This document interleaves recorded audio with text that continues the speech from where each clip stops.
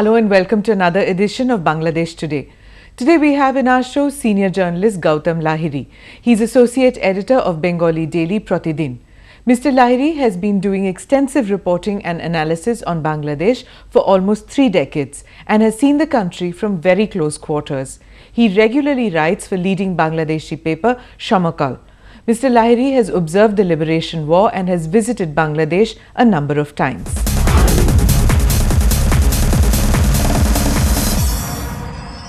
Mr. Lahiri, between the BNP and the Awami League, both don't trust the other party to conduct free and fair elections. And as we head closer towards the elections, do you think that there's a tacit understanding that they have faith in the other party to conduct free and fair polls? Well, in Bangladesh politics, so far, after 71 liberation, it's a democracy still is in a growing stage. It's still developing. But the main two parties, basically politics is a bipolar polity in Bangladesh, though there are fringe parties. There are parties, other parties like Jatiya Party or the Jamaat-e-Islami group, those are right-wing fundamentalist party, generally they are called. So, but they also take a very important role in the election. So, in what happened in last election where Awami League actually swept the poll. After ruling of 5 years, which is also a very interesting phenomenon in Bangladesh, 5-year rule for a democratic party is a unique phenomenon. It's a rarity. It is a rarity. So, in that scenario is the first time we have seen that a party is completing 5 years terms and facing an election asking mandate for renewal. Now, opposition party, that is the main party BNP. In Bangladesh what happened, BNP though they participated in the election, last election, but they didn't come in the parliament. They don't participate in the parliament. So, their parliamentary democracy is also in a very nascent stage. So, always there is a fear that whoever is the ruling party, in this case with the Awami is the ruling party, so always there is a fear of the opposition party that perhaps the election will be manipulated. That is why they are demanding that the elected government should go, there should be a caretaker government in place, they can hold a free and fair election. But this caretaker government, it had been abolished by Sheikh Hasina, and now there's talk of, an interim government that can be brought about. But the level of distrust is so high between the two parties. Can they really form an interim government? Because caretaker government, as we saw, they wanted to override the entire system themselves. So, do you think that they have to go back to the caretaker government stage, or is it possible that they take an interim government stage? Actually, now immediately there is no solution is found. So, there are still talks are on, but BNP is not talking to the ruling parties, and also Awami, though they are saying openly we are ready to and open for talks, but BNP is not coming on the table. But obviously, in Bangladesh particularly, though it is a strategically located landlocked country, only in the southern part there is sea connectivity with the other parts of the world. But in this scenario, I think that there will be also the world at large, the international community is also looking at with a great interest what is going on in this subcontinent, particularly in Bangladesh. So, I think international community also will have a major role to play, so that there is a free and fair election. So, the mechanism actually in what will be the under which dispensation the election will be held, that is yet to be seen actually. You think that the international community might cajole, pressurize and to get Sheikh Hasina and Khaleda Zia to bury the hatchet and move forward towards an interim government before the elections?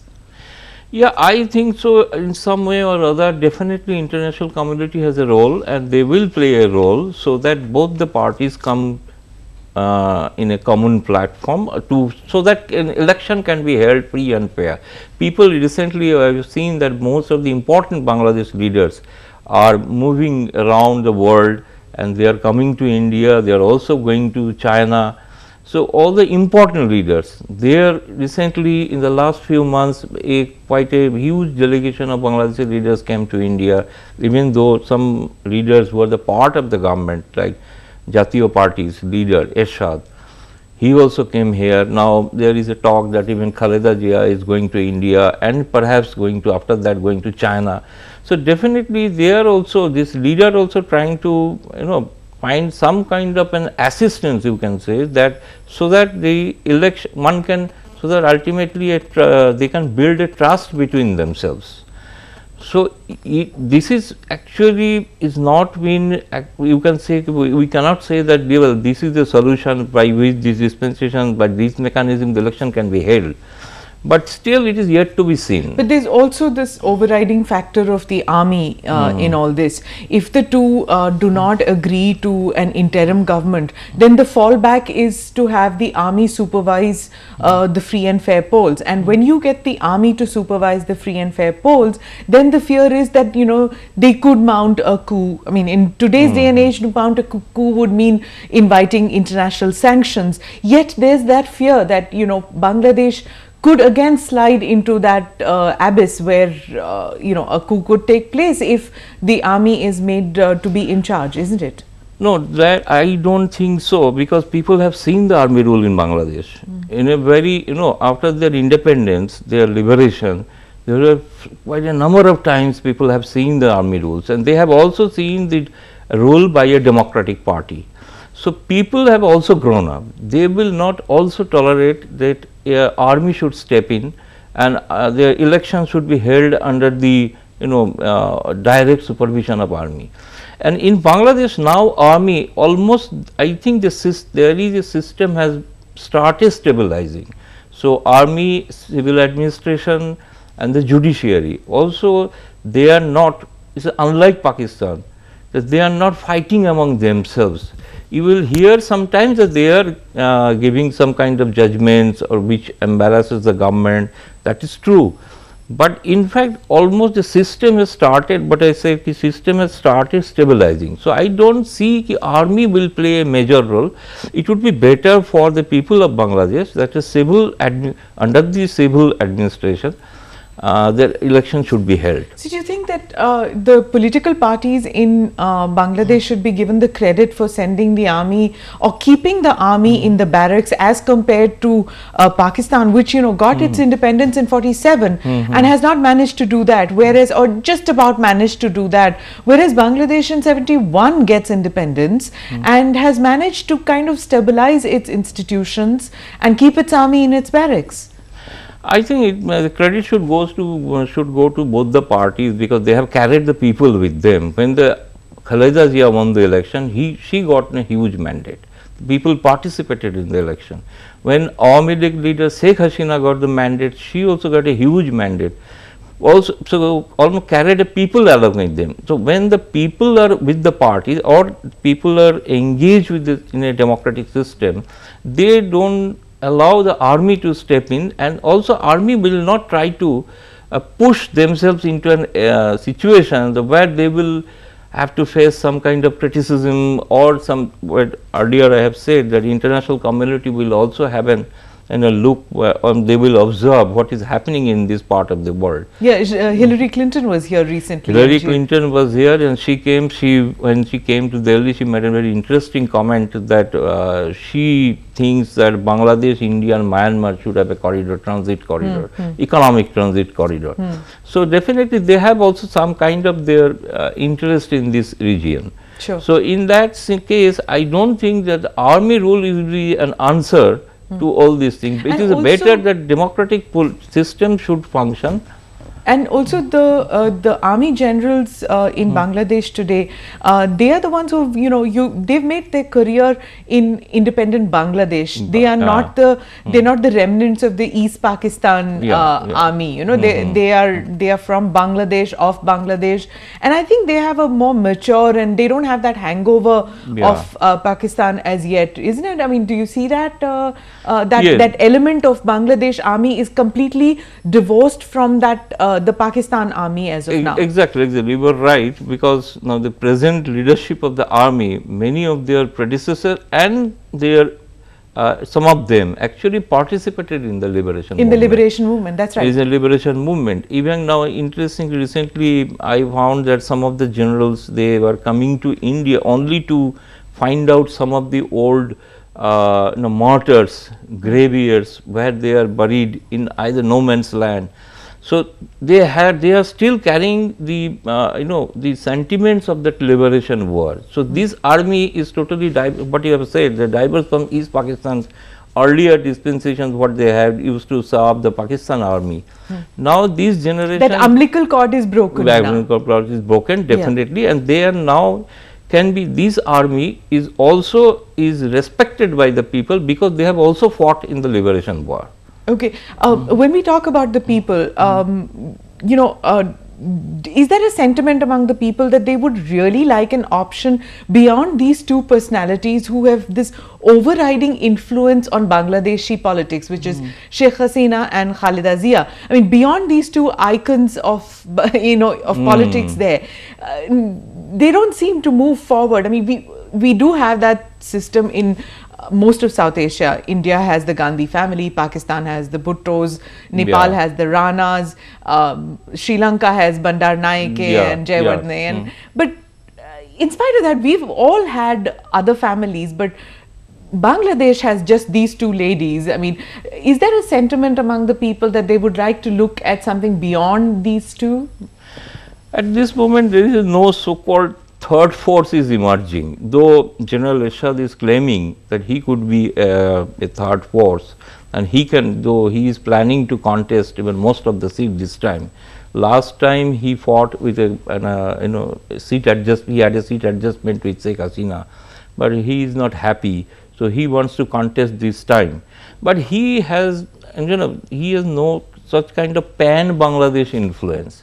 So, there are some fringe parties like right-wing Jamaati parties, but they also have a very limited influence on the people in some pockets, in some areas, not evil.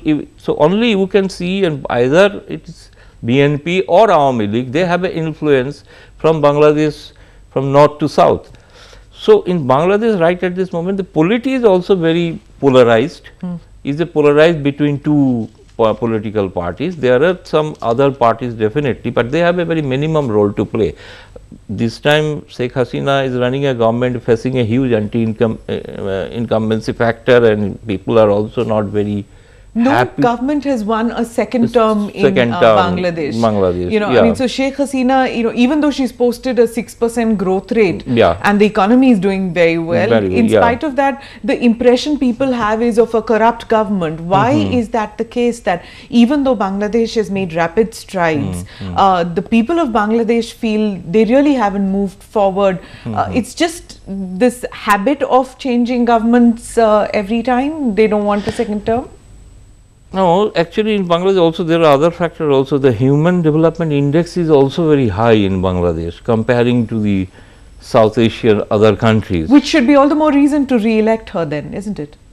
I don't know the re-election, because she is facing no doubt a huge opposition from the people. Every day we will find, every alternate day there is a bandh or hartal by the opposition parties. People's day-to-day life is paralyzed. I think in this modern days, people don't like every day that the life should be paralyzed. I don't think whether that will pay BNP or not, that only election result will prove that. But despite that, I feel still now Awami League has certain kind of an advantage, because people have seen there is a misgovernance, there is charges of corruption. Huge project like Padma Bridge was almost about to be cancelled. Now again they are trying to revive it, which they are not getting international now aid. They are again started negotiation. They have dropped one of the advisor against whom the World Bank has serious complaint. There are also some again we come back to the same issue, they have a complaint because of the corruption. So but still, despite that, now they are trying to correct themselves.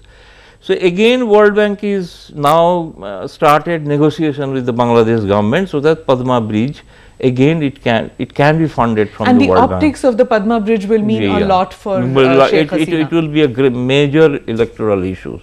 It's so what development is concerned of Bangladesh, Padma Bridge will play a very important role, particularly on the economic activities through which you can connect the rest of the world, particularly rest of the South Asia. So, there will be business, economic activity, those who are in the trade or business, they also want this bridge should be made immediately, though it will take time. But Indians, but it will be a showcase. Indians had mostly thought that it would be the Teesta Accord which would, help Sheikh Hasina. But what she's saying is that it would be the Padma bridge, yes, which would be more helpful. People will see in their own eyes. Teesta is an emotive issue for them, because despite there is no agreement, but water is flowing down to Bangladesh. What Bangladesh wanted, a formalization of this flowing of the water, because West Bengal government is not holding the water in any reservoir anywhere. Water ultimately going to the upper riparian and to lower riparian. Correct. They are only demanding make it formal an agreement. So that negotiation also, hopefully, I don't know, government of India is trying hard to whether they can do it before the election. It will be an added, you can say, added bonus to the people of Bangladesh. They will be very happy, no doubt. Okay. So Teesta will be definitely an issue, but Padma bridge is a major issue. Okay. I think if they seriously they can conclude the agreement with the World Bank, then Awami League government can project to the people that look, we are serious about the development of our country. What role do these civil rights groups and pressure groups, what role do they play in politics in Bangladesh? Are they able to influence just the middle class, or do they have a pan-Bangladesh influence, in Yes, Bangladesh is an interesting case study, because you will find a huge number of NGOs are working there. But some of them are actually they get help from the government of Bangladesh. They also work jointly with the government of Bangladesh. But there are other agencies also. They say that Bangladeshi government, particularly this is a government view, that some of the NGOs are actually funded by some right-wing Islamist organization, where their head office are in either in Saudi Arabia or in London or outside Bangladesh. They are very worried about this kind of NGOs, which has definitely, they are backing certain political parties, because they don't like, in Bangladesh also there is a very major thing is happening about the trial of the war crimes trial. This tribunal is going on, and it's a huge issue for Bangladesh. And also people who are being tried there, so their supporters are not happy. They are saying, government is saying that some of the NGOs are backing these criminals. Yeah, and if so they have made complaint to many, I think also they have association with the third party out there, which is in league with the BNP. So it all comes back to that they're not really NGOs, they have political leanings. Political mode objective. With a particular political objective, their work, actually they are doing certain works which are not actually social service. Right. And also, but Bangladesh also, I think to my mind, has done some mistakes about handling with this Nobel laureate. This is a pioneer of this microfinancing institution, Bangladesh. He has formed that. But I think initially, now this government perhaps trying to trying to build up a relation with this Professor Yunus. This Yunus is also a major factor in Bangladesh. Okay. So Bangladesh government initially they were not giving, because they are saying, they have a point actually, they are saying because his term cannot be renewed, because according to their rules and their laws, that is after certain age he has to take retirement, he has to retire, but he is not taking retirement. He wants his nominee to be posted there. There is a huge debate is going on, but right at this moment I think the issue is being, I think they are slowly they are trying to, they realize that ultimately the Professor Yunus issue could be could dampen their also the prospect. Past year has been, it's been a difficult year for Sheikh Hasina. It began with the coup, that was a bizarre coup attempt, and then there were these rallies which turned extremely violent, and now this minority issue where the Buddhist temples and the Hindu temples were attacked. So just preceding the elections, when you're having all these kind of troubles that's coming your way, how do you see this impacting on the elections? Well, Another issue is from Myanmar, this Rohingya. The Rohingyas coming in. Yeah, That's they are right. coming in. So Bangladesh has categorically said they will not take, they will not consider them as a refugee. They are not ready to give them any shelter. So even the United Nations also, there are some organizations, they are also impressing upon the government, you should at least give them some kind of a humanitarian assistance.